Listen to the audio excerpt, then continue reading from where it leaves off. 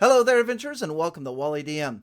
Today, I am joined by Fred from the How to D&D channel. Hi, thank you, Wally. I'm going to enjoy talking about the topic for today. Absolutely. And what we are going to talk about is Fred has developed a skill challenge for the Indiana Jones Boulder scene. So we have 5 different rooms that our character is going to want to run through before the boulder catches up with him. How are we going to do it? Stay tuned. We are going to go in massive detail about it.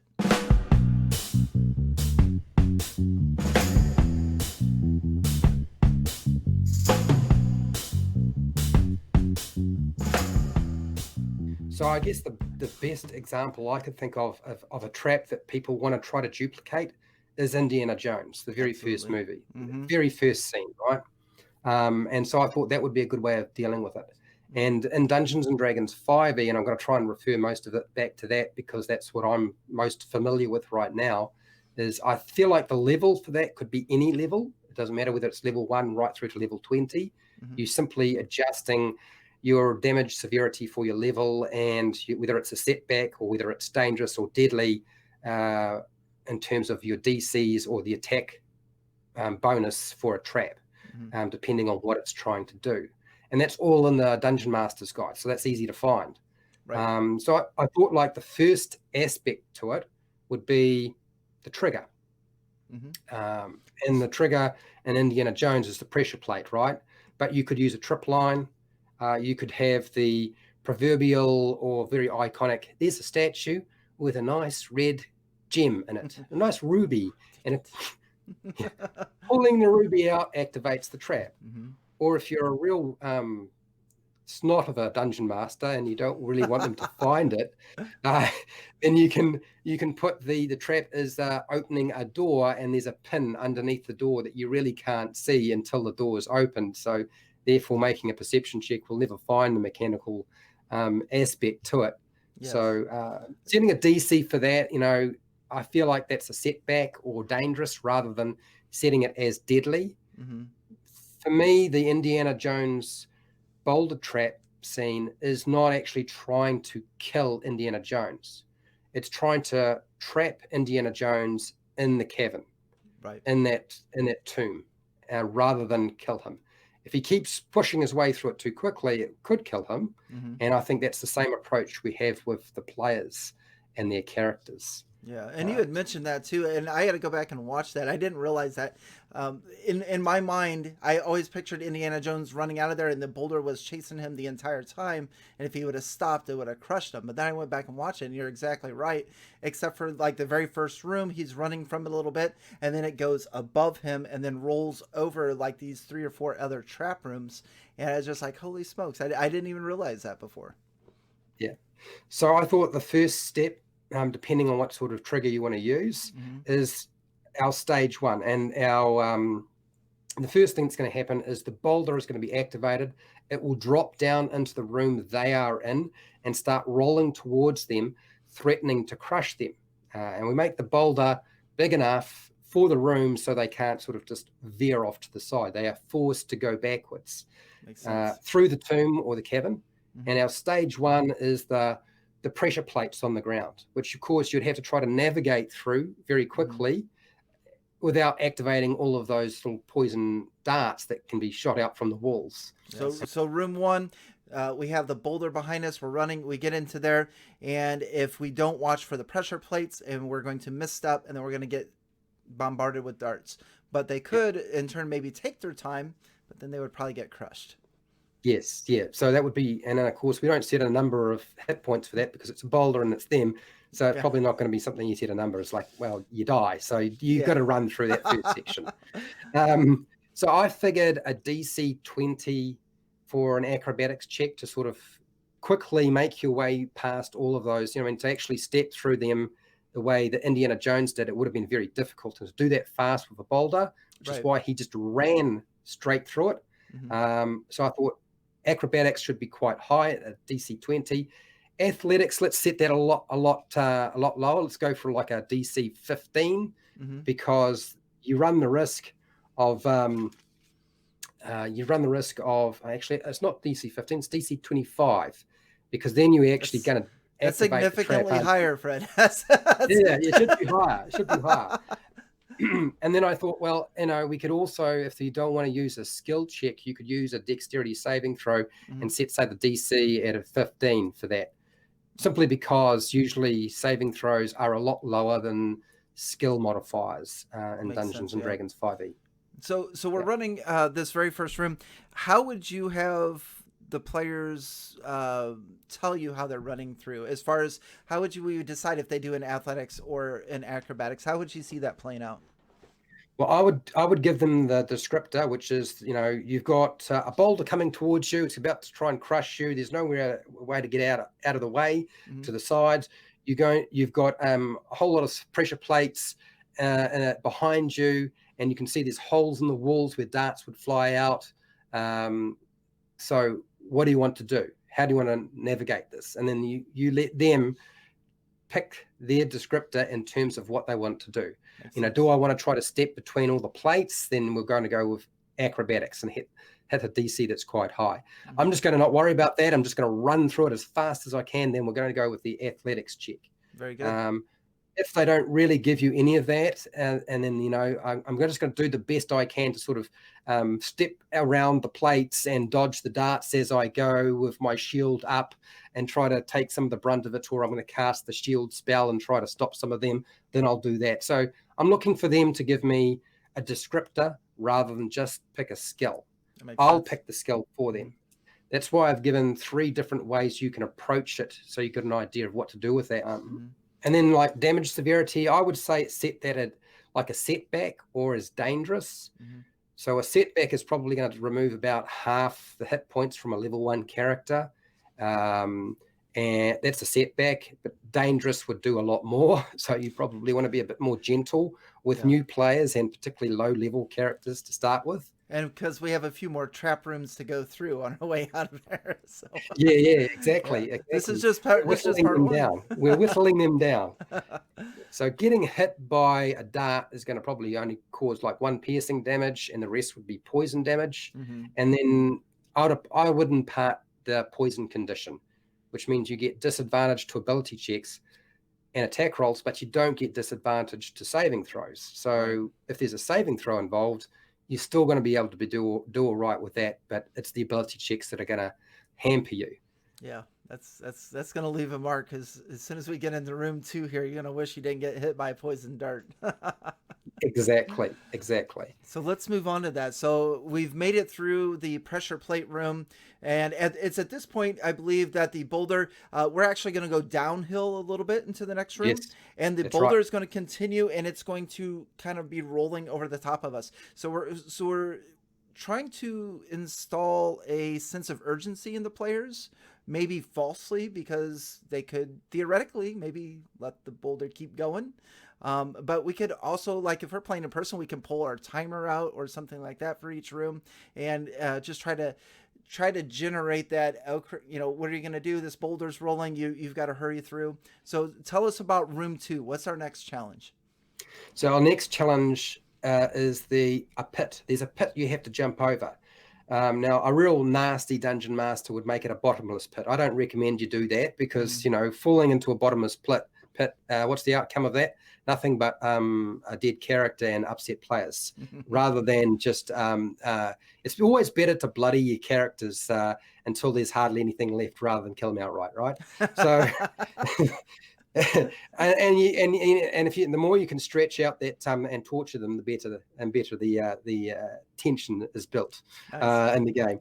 So I would give it a 15-foot jump across. You don't actually have to jump across this pit, though. You could decide, okay, I've had enough. I'm going to stop, and the boulder keeps rolling. They don't know where the boulder's going and what the boulder's going to do. An Indiana Jones movie, none of us really knew exactly what the boulder was going to do until the very end, did we?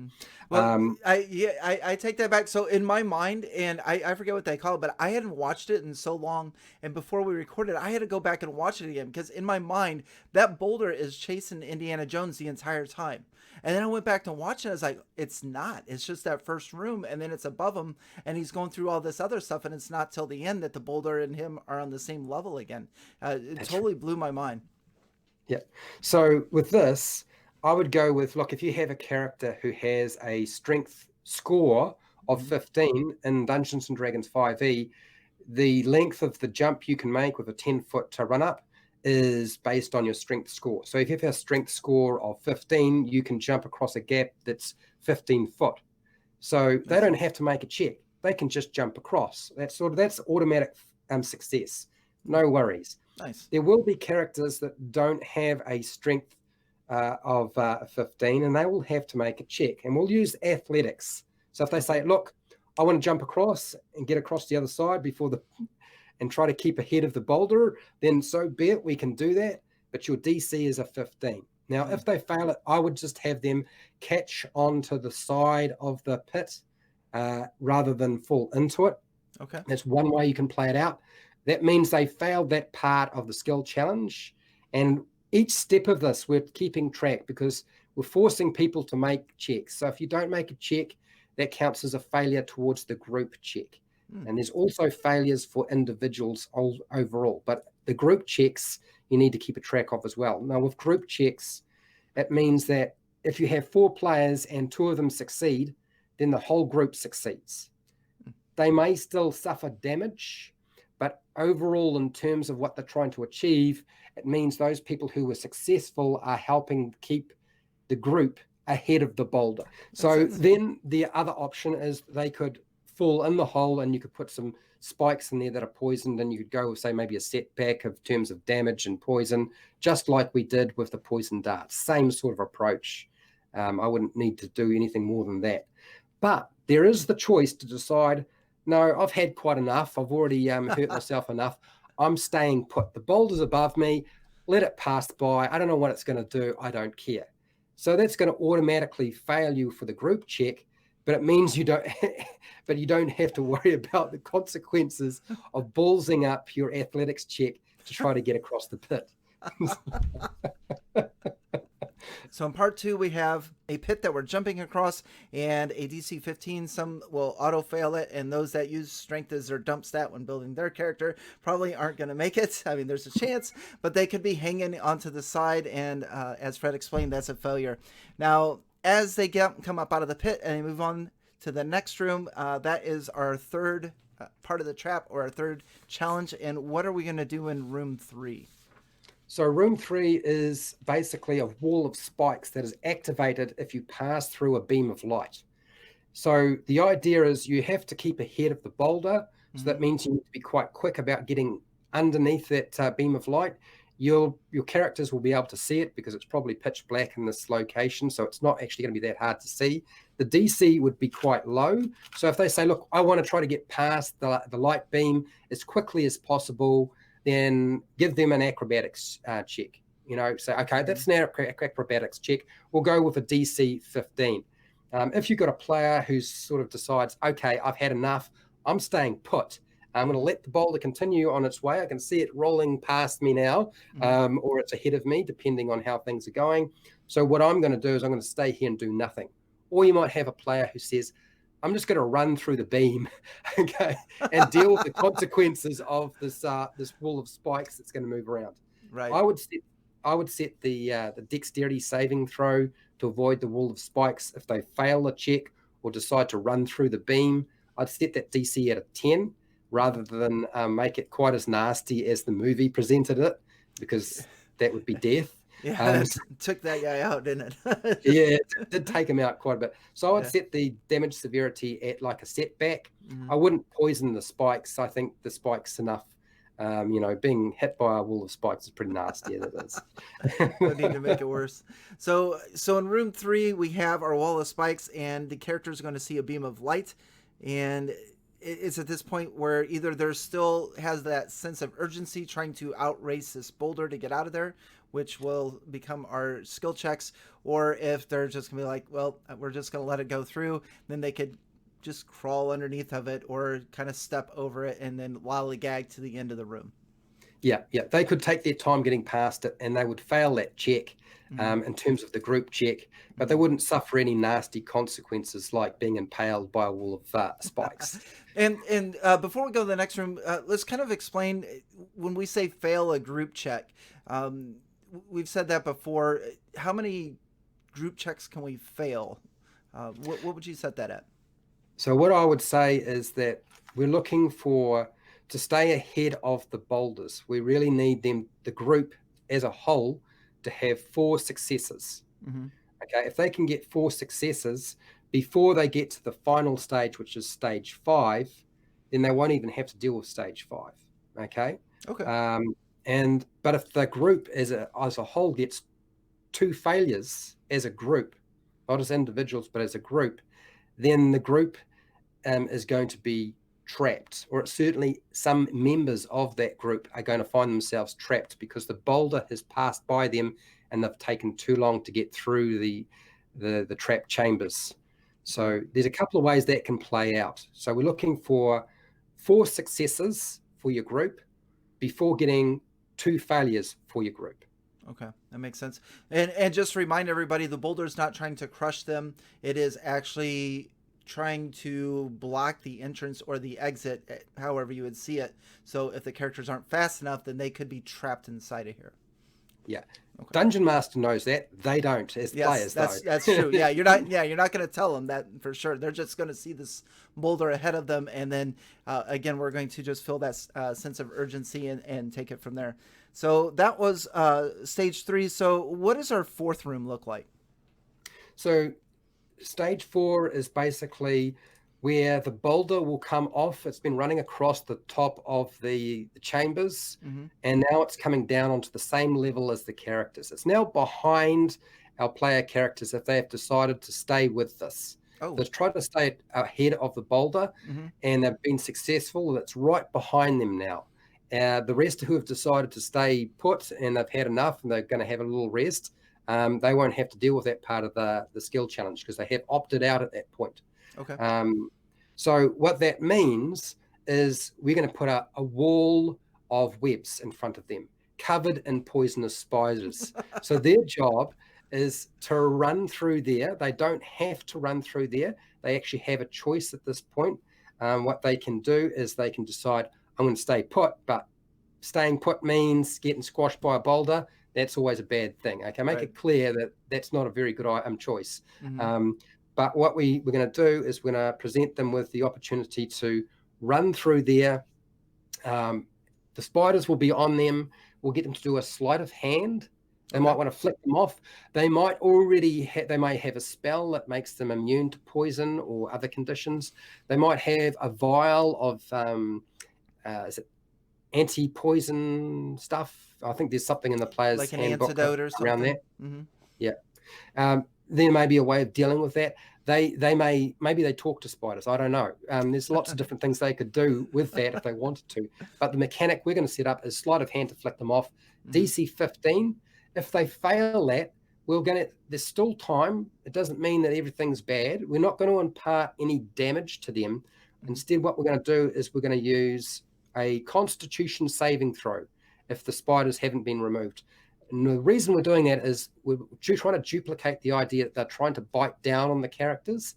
They may be tough enough. They may have been covered in enough armor that that's not really going to have anything to do with what happens next. But if they are successful with DC 15, they don't need to worry about the consequences. And we'll move to damage severity, which is, we'll just set it as a setback, or forget about the damage and just go with a poison condition.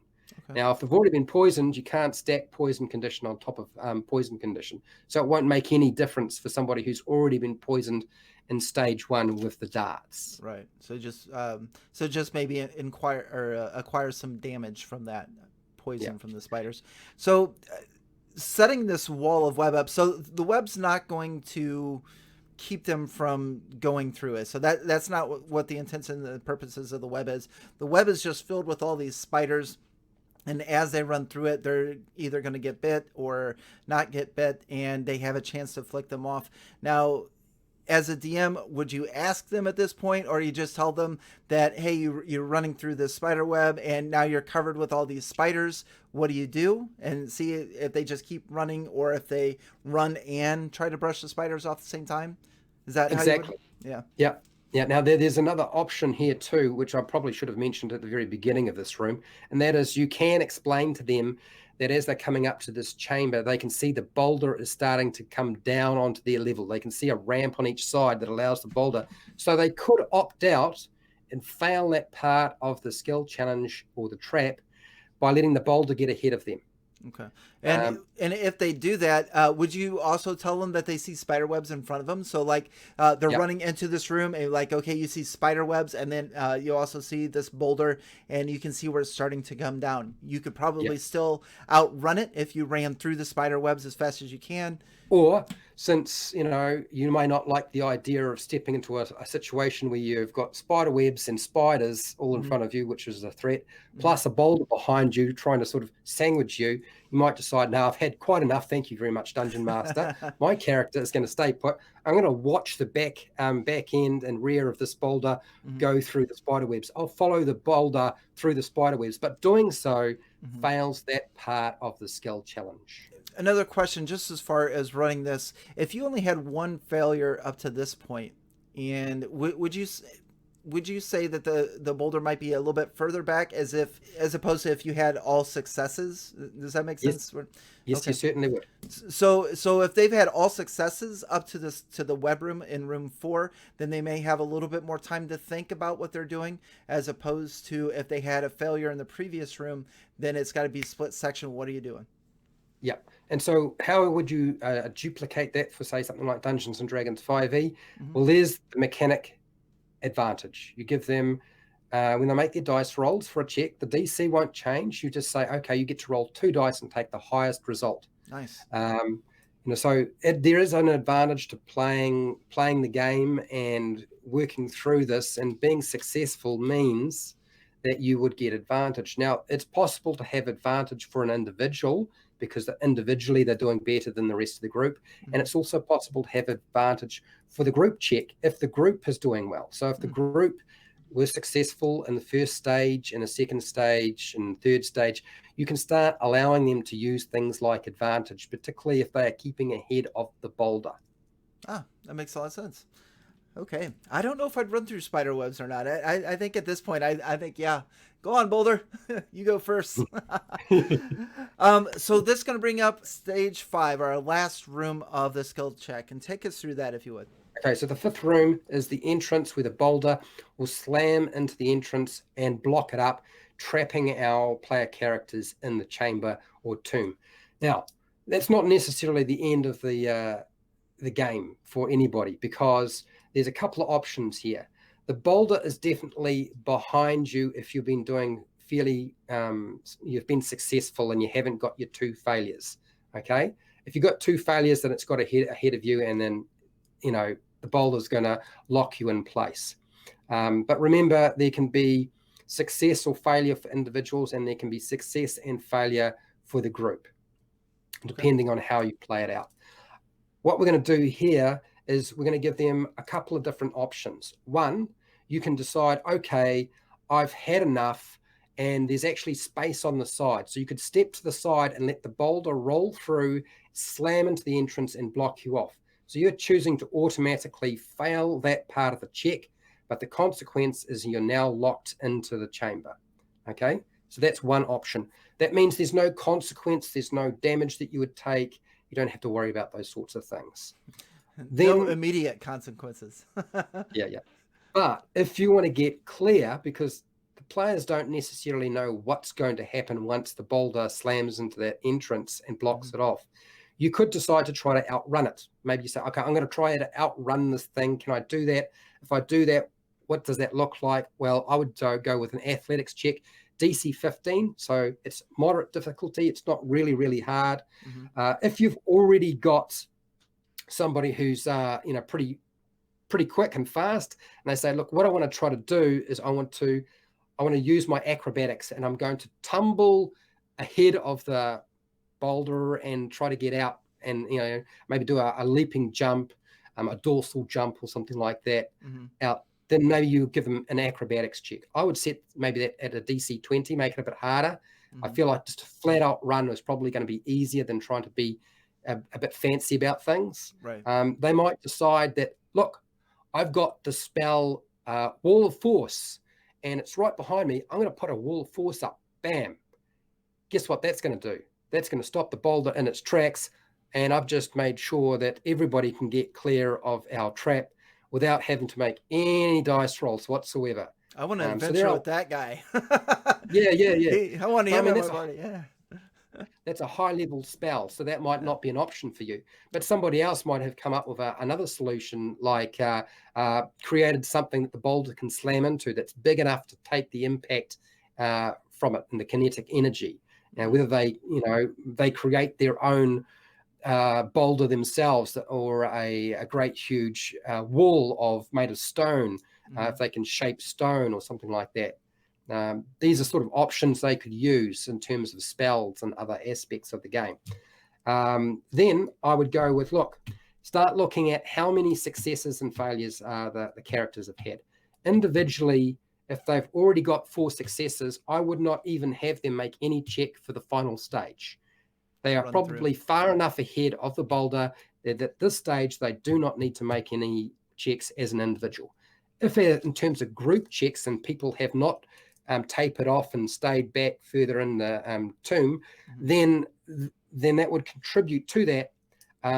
But if the whole group has gone forward and they get to this point and they've had 4 successes, you don't have to play out stage 5 at all, because they're far enough of the boulder they can get clear of the entrance and get out. Yeah. Now, if you fail, this is where I would be a bit more ruthless, because you've given them all the options along this way to make choices. And as a dungeon master, you should be describing and making sure they understand that there is not necessarily an immediate threat that I have to keep running.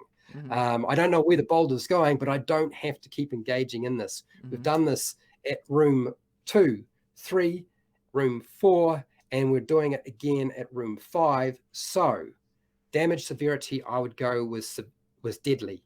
With deadly is usually going to kill a character or put them down, based on what you'll see in the Dungeon Master's Guide. So that's how I would do it, but you don't have to do it that way. You could say that, failure means that the boulder grazes you or just hits you a little bit from behind, and you just wind up with a bit of a nasty burn from behind. Your backside's a little bit sore. Well, or maybe it could crush a leg or something that couldn't be healed with the Cure Light Wounds. I mean, your legs get crushed, and now the boulder's blocking the path, and you can't help or anything because you're sitting in there with crushed legs, or I don't know. Yeah. That's crazy. Yeah. So that's how I would play it out in terms of the Indiana Jones boulder trap, and try to make it a main event.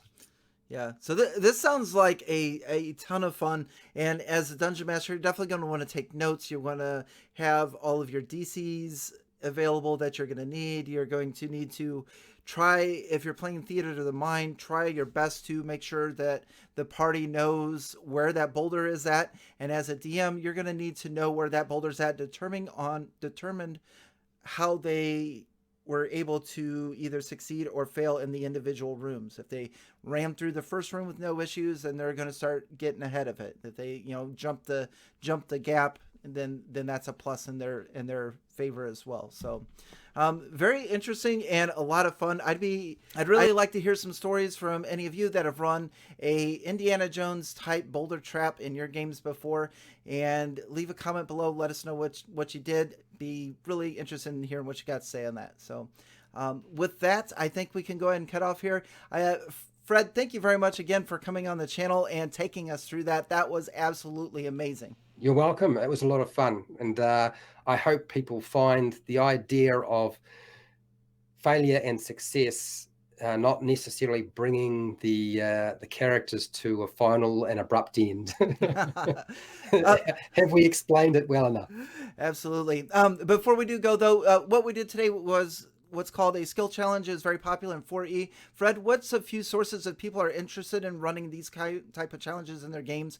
What would you recommend that they go and check out? I would recommend Xanathar's Guide to Everything. There is a trap section in there that sort of outlines some traps.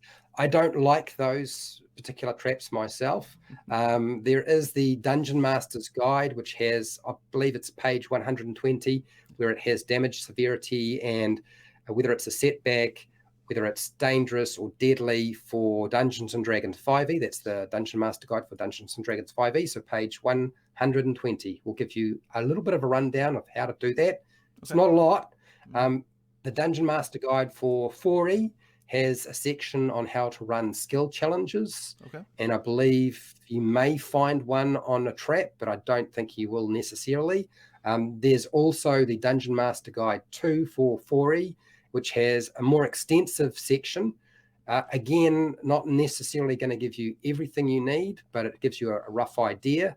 And I also have a couple of videos. I've got a video that I started doing on, there's a trap room where it's like a rug trap on my channel. And there's another video which I did on skill challenges, which is being chased by a giant sandworm from June.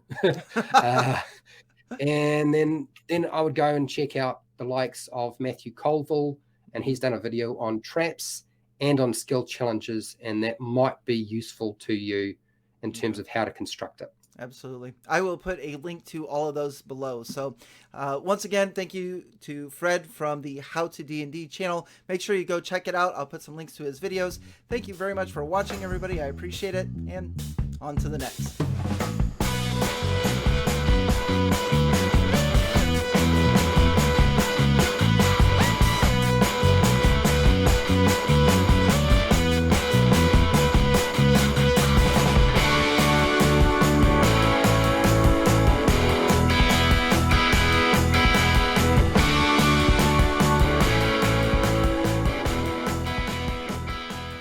Don't forget this. Don't forget this. You're going to get this as well. Don't forget that. All right. Take care, everybody. Cheers.